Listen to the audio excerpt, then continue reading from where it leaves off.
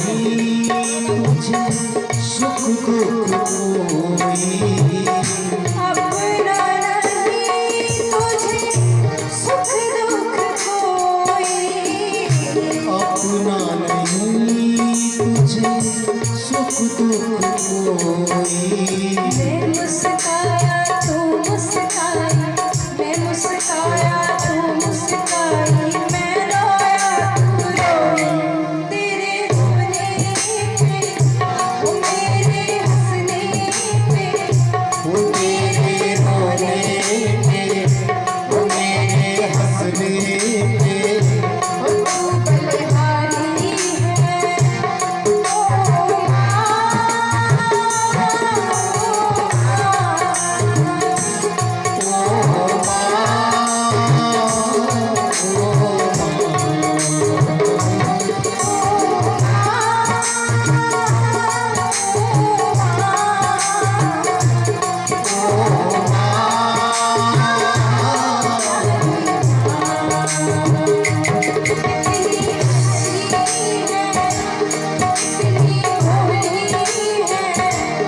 कितनी अच्छी है तू, कितनी भोली है। ओ प्यारी प्यारी है ओ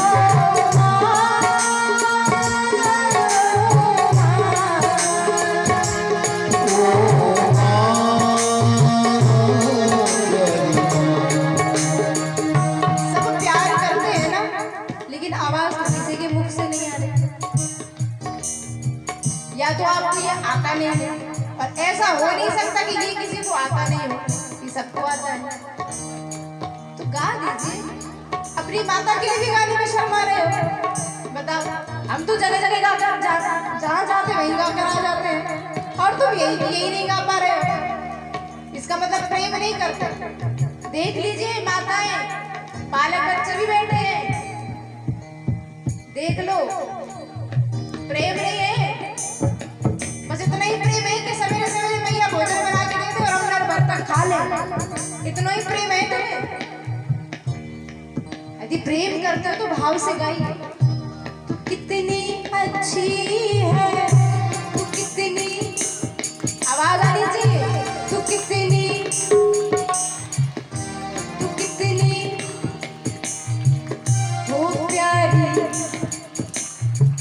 हो प्यारी, तू प्यारी। इतने जने बैठे हो, हद है भाई। हम तो सोच रहे थे ऐसी कथा होगी जो भक्त सुनेगा और बिहारी जी वृंदावन में पता चल जाएगा कि मेरा भगत रसगुल्लापुर में बैठ कर के कथा सुन रहा है इतने भाव से। लेकिन मुझे तो ऐसा लगता है जो बगल में आश्रम है हमारे महाराज जी का, बड़ा सुंदर भोलेनाथ का मंदिर है, रोज प्रतिदिन दर्शन होता है, आते जाते करते हैं।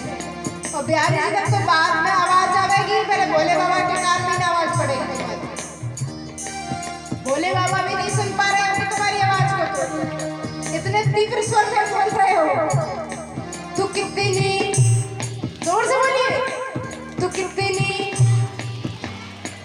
हो, कितनी, तू कितनी हो प्यारी प्यारी है ओ माँ,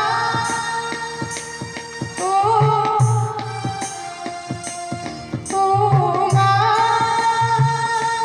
मेरी। बड़ा हल्का माँ निकल रहा है, प्रसाद मिलेगा, मिलेगा, सबको मिलेगा। ऐसा कोई व्यक्ति नहीं जाएगा जिसको प्रसाद ना मिले। भैया ने सबके लिए व्यवस्था कर रखी है, महाराज जी रोज प्रतिदिन खूब बांटते हैं, सबको मिलेगा, लेकिन बोलना पड़ेगा। और जो नहीं बोलेगा, महाराज जी से मना करते हैं किसी को प्रसाद ना मिले, कोई जवाब नहीं देता, कोई नहीं सुनते, आदमी प्रसाद खावे आवे न, शाम को हम प्रसाद लेने देंगे यहाँ से, किसी को मना कर देंगे आज से कोई प्रसाद नहीं। प्रसाद तो घर पे ही बतेरा पड़ा, वही खा लो, यहाँ खाते हो, वही खाओ बैठ के। यहाँ आते हो कथा सुनने, रासलीला देखने, तो उसका आनंद मिले, आनंद प्राप्त हो। तो भाव से गाया कीजिए। तू कितनी अच्छी है, कितनी भोली है, कितनी अच्छी है कितनी भोली है। ओ प्यारी प्यारी है मेरी माँ।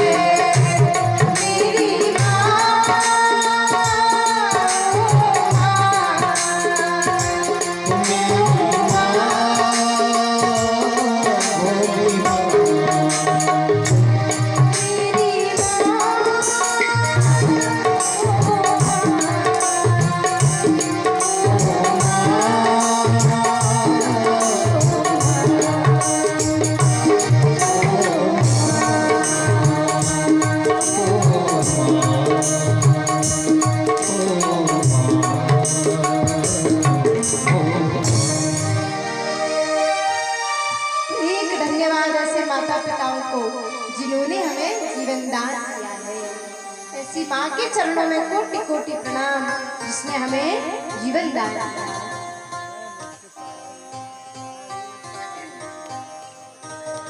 खूब भजन कीजिए, खूब सेवा कीजिए, खूब भक्ति कीजिए, फल जरूर मिलेगा।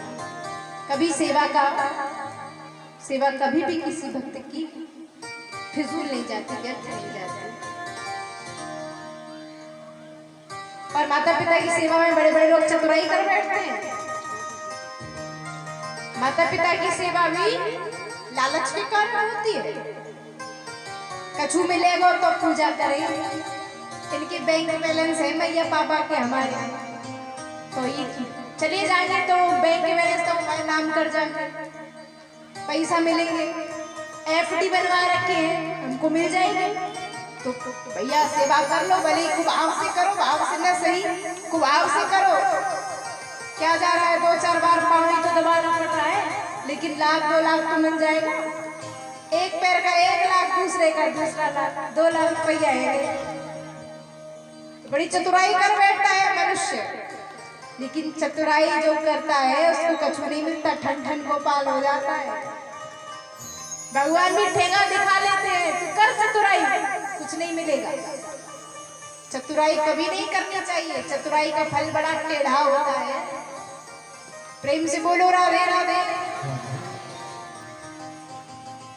ऐसी एक सास थी, बड़ी चतुर चालाक। एक घर में 3 रहते थे, 3 बेटा था, उसकी भी शादी कर दी थी। तो जो पहले बहू थी अब अपने बेटे का शादी कर दिया, ब्याह कर दिया, तो अब वो भी सास बन गई, नई बहू आ गई। और जो सास थी उसकी भी सास रहती थी घर में।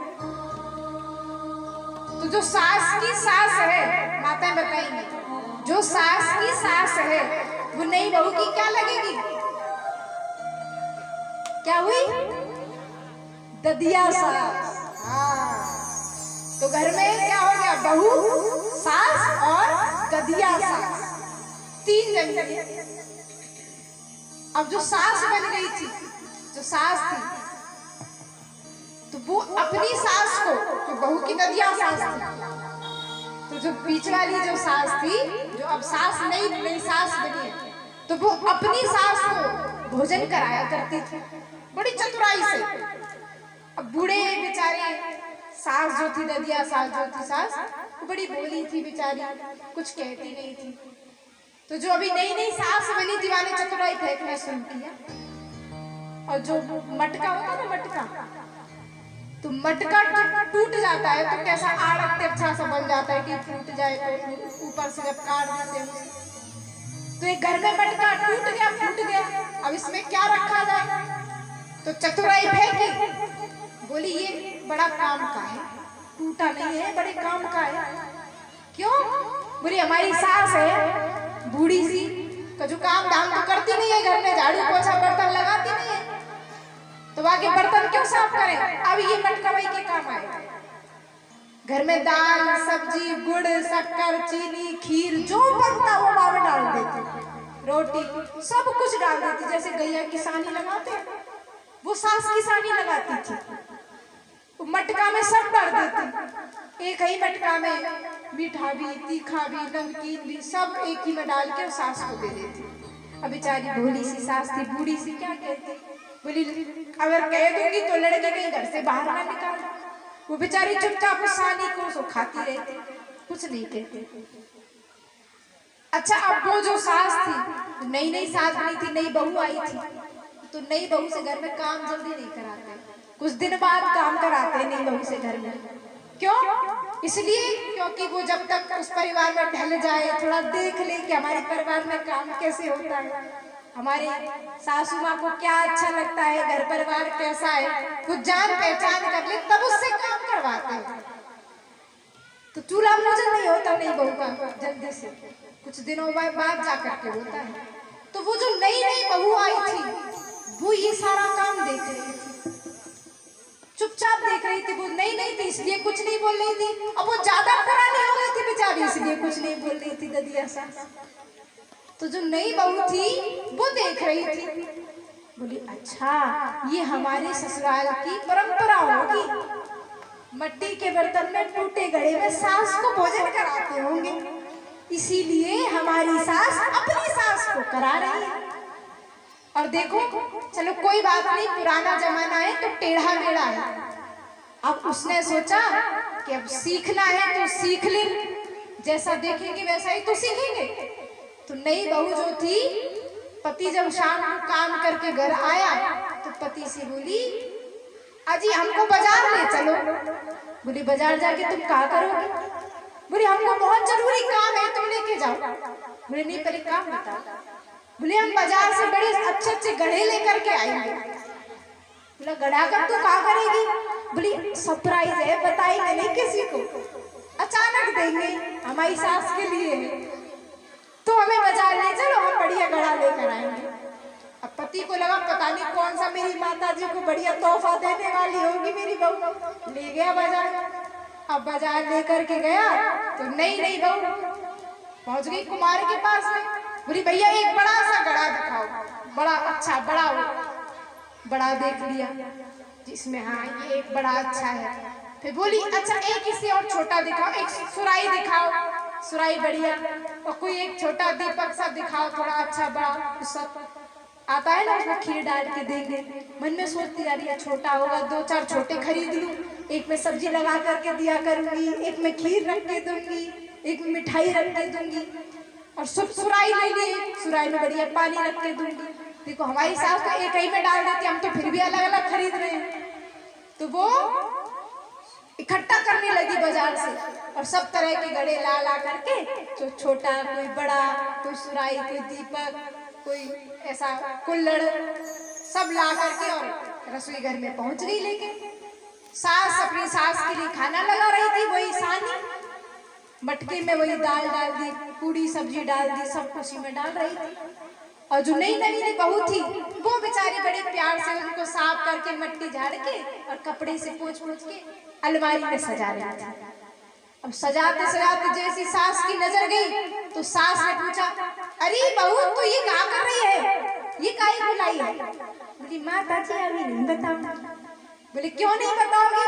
अरे रसोई घर है, सब मिल बांट के काम करते हैं, ये क्यों लाई हो, बताओ तो जरा। बोली माता जी आप अपनी सास को खिलाती है ना, मटका में अभी दे रही है बना करके, तो हम भी ये सब बर्तन आप ही के लिए लाए हैं, ताकि जब आप भी सास ददिया सास बन जाएंगी, जब बूढ़ी हो जाएंगी, तो हम भी इन्हीं बर्तनों में आपको रोज भोजन कराएंगे। आप भी बर्तन नहीं मांगेंगी, हम भी नहीं मांगेंगे, जैसा देखेंगे वैसा सीखेंगे। ओ भाई सास को समझ आया। सास ने तो कहा कि भाई हमारी चतुराई हम पे ही उल्टी पड़ गई, फेंका, जो पात्र में जो लगा रही थी सामान सास के लिए फेंक दिया। बोली नहीं नहीं ऐसे नहीं लगाते, सास के लिए तो बड़ी पूजा से लगाते हैं, बड़े अच्छे ढंग से लगाते हैं। देख टाड़ पे रखी है चांदी की प्लेट, चांदी की कटोरी, गिलास, वो उतार के ना बढ़िया साफ कर इनको, हम अपनी सास को इनमें हाथ से खाना खिलाएंगे। चांदी की बर्तन निकलवाए और सास ने फिर भोजन लगाया अपनी सास के लिए, चांदी के बर्तन में भोजन गए। तो ददिया सास में देख करके बड़ी खुश हुई, बोली अगर ये बहू पहले आ जाती तो हमको काय को इतने साल तक साली खानी पड़ती, हम भी मजे से चांदी के बर्तनों में भोजन कर रहे होते। तो व्यक्ति की चतुराई उस पर भारी पड़ जाती है, इसलिए ज्यादा चतुराई करनी नहीं चाहिए। सदैव छोटे बन करके रहना चाहिए, लघु बन करके रहना चाहिए। ज्यादा बड़े बन करके रहोगे तो बड़ा काम खराब होगा। लघुताई सबते बड़ी, लघु यानी छोटा, छोटे बन करके रहिए। लघुताई सबते बड़ी, यही बड़ों की बात। लघुताई सबते बड़ी, यही बड़ों की बात। क्योंकि छोटे बछड़ा पै पिए। जब बालक छोटा होता है गैया का, तो माता के थन से लगा दिया जाता है, गैया के थन से लगा देते हैं, उसे दूध पीने को मिलता है। छोटे बछड़ा पै पिए, और जब बड़ा हो जाता है तब क्या खाने को मिलता है? जब बड़ा हो जाता है गैया भैंस का बालक, तो क्या खाता है फिर? घास खाता है। क्या खाता है? अरे आप तो गांव के आदमी, आपको मालूम होना चाहिए। क्या खाता है? भूसा खाता है। खाता है कि नहीं? चलिए भूसा डाल देते हैं उसके आगे। तो इसीलिए तो कहा है बड़े बुजुर्गों ने कि लघुताई सबसे बड़ी, यही बड़ों की बात। छोटे बछड़ा पै पिए, बड़े हो तो भूस खा। बड़े हो जाओगे तो भूसा खाना पड़ेगा, छोटे बन करके रहोगे तो माल पानी मिलता रहेगा। इसलिए बड़े कितने भी हो जाओ लेकिन सदैव छोटे बन करके रहो। महाराज हमें तो कछु नहीं है, हम तो बालक हैं, हमको कुछ पता ही नहीं है। ये भावना मन में होनी चाहिए, तो फिर कभी कोई आपत्ति नहीं आएगी, आराम से मंगल में रहोगे। प्रेम से बोलो राधे राधे। तो ऐसी शिक्षा प्रथु जी महाराज की कथा से श्रीमद् भागवत महापुराण के द्वारा हमें और आपको मिल रही है। कृपा करिए, प्रथु जी महाराज ने गौ माता पर नित्य प्रति भगवान के भजन में तल्लीन रहते हैं, सत्संग श्रवण करते हैं, सत्संग श्रवण कराते हैं।